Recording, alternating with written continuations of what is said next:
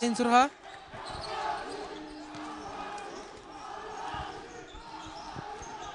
Дэлрос.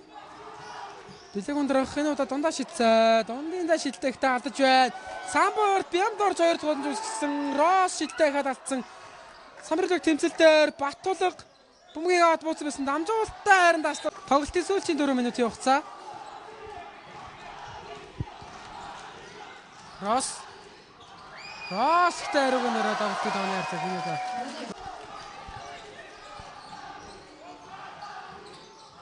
Дэлрос бэлэг ундрах 3-аас явуулсан. Бэлэг ундрахын яадын шидэл дахиад Синдав шиг оруулж ирлээ.